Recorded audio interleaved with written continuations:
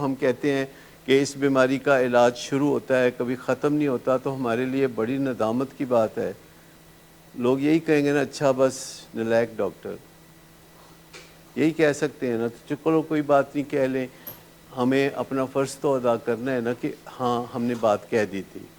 یہ بات کہنے کے لیے حوصلہ چاہیے کہ ڈائبٹیز کیور نہیں ہوتی، بائیپولر ڈس آرڈر کیور نہیں ہوتا، ایڈکشن کیور نہیں ہوتی، اسکیزوفرینیا کیور نہیں ہوتا۔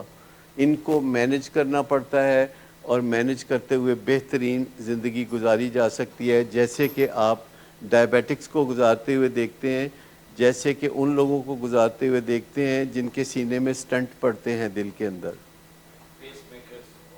اور پیس میکرز اور دوائیاں اور یہ سب کچھ۔ یہ ملیریا جیسی بیماری نہیں ہے، اس کو سمجھنے کی کوشش کریں۔ That's the only way forward.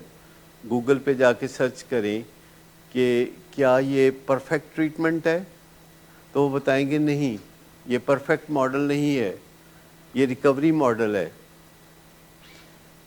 یہ اس طرح کا ماڈل ہے جیسے ہمارے بچپن میں ہمارے اسکول کے باہر وہ ایک بندہ تھا جو کہ سنترے مالٹے لگایا کرتا تھا، تو کچھ شرارتی لڑکے آ کے تو وہ اس کا چھابا الٹا دیتے تھے اور مالٹے اٹھانے لگتے تھے، تو وہ بھی فٹافٹ اٹھا کے کھانے لگتا تھا کہ چلو جتنے میں بچا لوں بچا لوں۔ یہ ہے ریکوری ماڈل کہ جو بچتا ہے وہ بچا لیں۔ اٹس ویری انفارچونیٹ کہ جو بچتا ہے اس کو بچا لیں، وہ بچایا جا سکتا ہے، سب کچھ بچایا جا سکتا ہے۔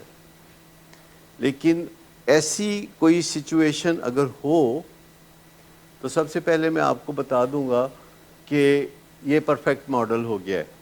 پرفیکٹ ماڈل ہو اگر ہم لوگوں کو دوبارہ نشہ کرنے کے قابل بنا سکیں۔ آج بھی ابھی تھوڑی دیر پہلے ایک کنسلٹیشن ہو رہی تھی، الکوہلزم میں ایک صاحب مبتلا تھے، تو انہوں نے کہا کہ مجھے آپ ماڈریٹلی پینا سکھا دیں۔ میں کہا وہ پہلے مجھے خود سیکھنا پڑے گا، پھر آپ کو میں سکھا سکتا ہوں۔ وہ کوئی ماڈل نہیں ہے، ایسا نہیں ہو سکتا، ایسا نہیں ہو سکتا۔ نہیں، ماڈریٹلی پینا کبھی کبھی پینا نہیں ہے، ماڈریٹلی پینا روز پینا ہے، تھوڑا سا پینا ہے۔ کبھی کبھی پینا کب ماڈریٹلی نہیں ہوتا، وہ انفریکوینٹلی ہوتا ہے۔ ہاں، تو دونوں میں فرق ہوتا ہے۔ باٹم لائن کیا ہے؟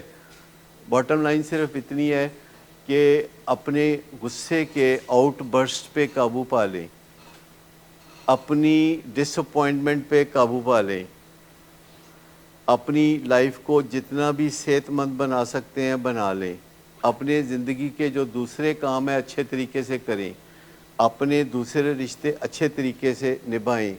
بستر پہ لیٹ کے مت سوچیں، دن میں کوئی وقت مقرر کریں جو مختص ہو آپ کے بیٹے کے لیے۔ جب اس کو آپ کی ضرورت ہو تو آگے بڑھیں، جب اس کو آپ کی ضرورت نہ ہو تو تھوڑا پیچھے ہو جائیں۔ اس کو ہم کہتے ہیں ڈیٹیچڈ اٹیچمنٹ، کہ اٹیچ ہو جائیں اس کے ساتھ جب نیسیسری ہو، ڈیٹیچ ہو جائیں جب حالات گڑبڑ کی طرف جا رہے ہوں، تھوڑا سا پیچھے ہٹ جائیں، کبھی آگے بڑھیں کبھی پیچھے ہوں۔ لیکن سب سے بڑی بات یہ ہے کہ آپ کا جو اپنا مزاج ہے، جو آپ کا اپنا موڈ ہے، وہ ٹھیک ہونا چاہیے۔ کلمات منہ سے ایسے نہیں نکلنے چاہیے جو تکلیف دہ ہوں دوسرے کے لیے، چاہے وہ قصوروار ہو، چاہے وہ نشئی ہو، چاہے اس نے کوئی گناہ کیا ہو۔ ایسا موقع ہوتا ہے کہ ہم اپنے اندر جھانک لیں، ہم اپنے اندر جھانک لیں۔ اور ایک آسان طریقہ میں آپ کو بتا دیتا ہوں جو کہ آپ کبھی شاید نہ بھولیں تو اچھا ہے۔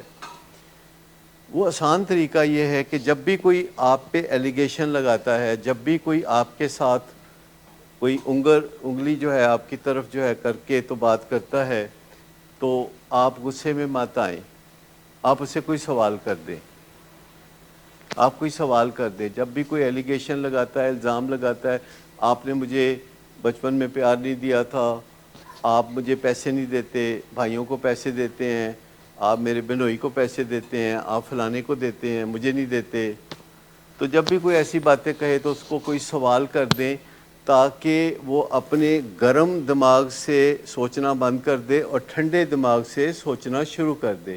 ٹھنڈا دماغ یہ ماتھے کے پیچھے ہوتا ہے، گرم دماغ جو ہے ناک کے پیچھے 3.5 انچ کے فاصلے پہ ہوتا ہے. تو جو گرم دماغ کو ٹھنڈا کرنے کا طریقہ یہی ہے کہ ٹھنڈے دماغ کو گرم کر لے.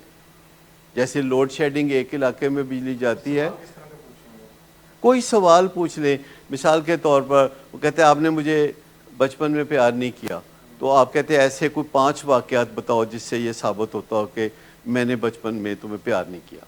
لو جی 5 مثالوں سے واضح کرو, اور اس سوال کے 12 نمبر ہے. تو بتائیں پھر کیا آپ میں سے کون کون سمجھتا ہے کہ بچپن میں اس کو ماں باپ نے پیار نہیں کیا؟ کوئی؟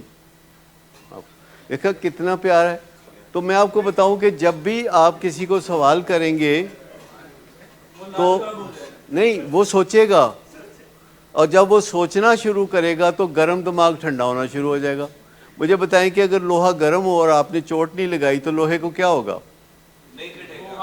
وہ لوہا ٹھنڈا ہو جائے گا, پھر آپ چوٹ نہیں لگا سکتے.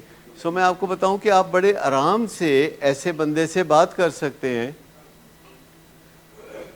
کہ جو بندہ آپ کے اوپر خام خواہ ہی آ کے کوئی بات کر دیتا ہے, کوئی نہ کوئی کچھ نہ کچھ الزام لگا دیتا ہے, اور آپ اس سے پوچھتے ہیں کہ کیوں بھائی ایسا کیوں سوچتے ہو, صرف اتنی بات کر دیتے ہیں. ٹھنڈے دل سے آپ کہہ دیتے ہیں کہ نہیں بھائی ایسا نہ کہو. سمجھ میں آ گئی بات آپ کو؟ تو یہ چھوٹے چھوٹے ٹپس ہوتے ہیں. رپھڑ رولا یہ کسی کام کا نہیں ہے, اور ہمیشہ مذاکرات پہ بات ختم ہوگی. ہمیشہ مذاکرات پہ بات, کتنی لڑائیاں کر لیں, پہلی جنگ عظیم, دوسری جنگ عظیم, اخیر میں مذاکرات ہوں گے. 65 کی جنگ ہوگی, اس کے بعد پھر شملہ کا معاہدہ ہوگا. چلو کالموں کی پاکستان کی اور انڈیا کی 65 کی جنگ ہوئی. آپ میں سے بہت سارے لوگ اس زمانے میں پیدا نہیں ہوئے, اور بڑے ہم نے بھی بم مارے, بڑے انہوں نے بھی بم مارے. آخر ایک دن شملہ کی پہاڑی پر ذوالفقار علی بھٹو اور اندرا گاندھی چہل قدمی کر رہے تھے کھلی فضا میں, تاکہ کوئی جاسوسی نہ کر رہا ہو, اور وہ سوچ رہے تھے دونوں کے لڑن دا کوئی فائدہ تھے نہیں. اور بھٹو نے کہا ہاں باجی کوئی فائدہ نہیں لڑن دا, اور ان دونوں نے فیصلہ کیا کہ ہم شملہ معاہدہ کر لیتے ہیں. انہوں نے شملہ معاہدہ کر لیا. اتنی لڑائی مار کٹائی کے بعد شملہ معاہدہ کر لیا. ٹھیک, تو آخر کار ہمارے مسئلے تو بہت چھوٹے چھوٹے ہیں, لڑنے کا کیا فائدہ؟ گھر میں کوئی مسئلہ ہے تو کوئی چھوٹا موٹا شملہ معاہدہ کر لیں.